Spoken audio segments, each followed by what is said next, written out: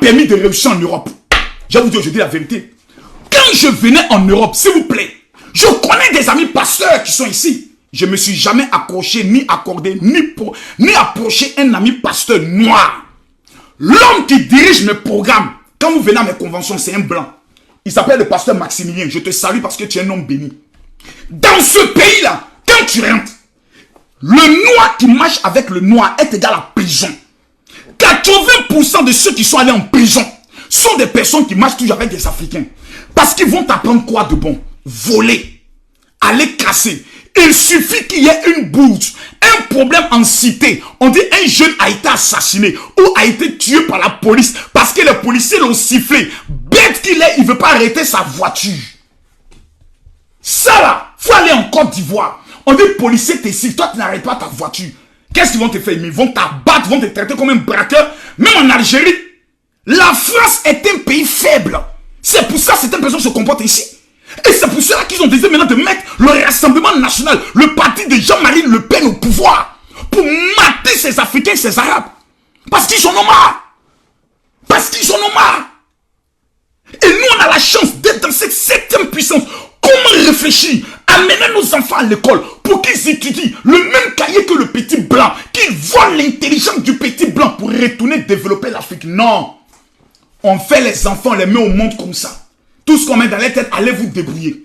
Un matin, nos enfants rentrent à la maison, menottés par la police. On appelle maintenant les pasteurs. Allô, pasteur, vraiment, les enfants là ne nous écoutent pas. Il y a une femme malienne que j'ai reçue ici dans mon bureau. Maman, excuse-moi, mais elle rentre au témoignage.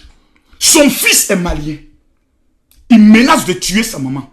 Moi là, vous ne me connaissez pas. Hein? Il y a un esprit qui est en moi. Il a été frappé. Il est majeur. Il a 19 ans. Je me suis assis, j'ai regardé la femme. Il a dit, maman, elle lui a dit, chasse ton fils de la maison. Oh.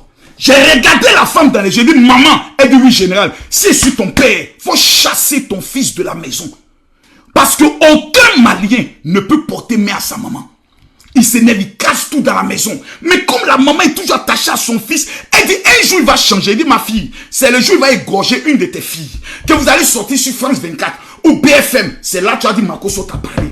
La seule délivrance que tu peux donner à un enfant mal élevé, c'est de le mettre dehors.